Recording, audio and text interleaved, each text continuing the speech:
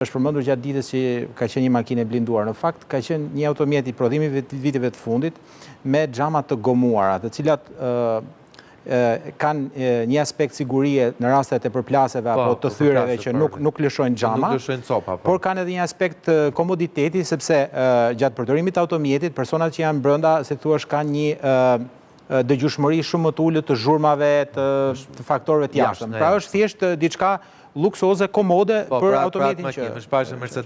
Nga të dhënat që kemi deri tani, nuk rezulton që viktima apo shoqëruesi i tij, agenti Agjencisë Mbikëqyrjes Policore, t'jenë kundër përgjigjur nga brenda.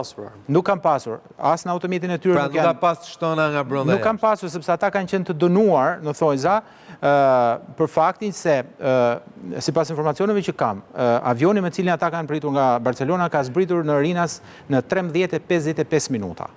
Pra në orën 2 pa 5 minuta, avioni është ulur në Rinas. Dhe vrasja ka ndodhur në 2:20. Pra gjithçka ka ndodhur për 25 minuta. Është e natyrshme që këta mos kishin armë, sepse kanë zbritur nga avioni, kanë bërë kontrollin e pasaportave dhe janë drejtuar menjëherë tek automjeti.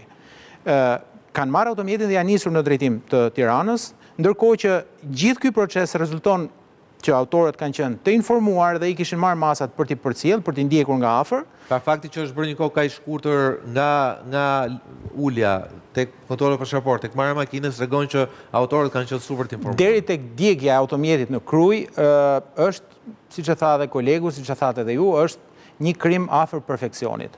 Po në momentin që s'pas ka pasur shtona nga brenda mund të quhet vrasje perfekte, patjetër. Pa diskutim, sepse autorët kanë pasur një informacion paraprak dhe ajo që është për të theksuar është që nuk ka asgjë të papritur në këtë ngjarje që ka ndodhur, sepse Gilmando Dani ka një CV kriminale goxha të rëndë.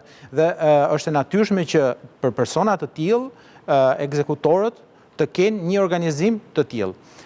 Sipas informacioneve që kam, në automjetin e djegur në fushkrur janë aktualisht policia thotë që janë gjetur 3 armë Kalashnikov, të cilat janë për goditje goxha të fuqishme, dhe një armë pistolet.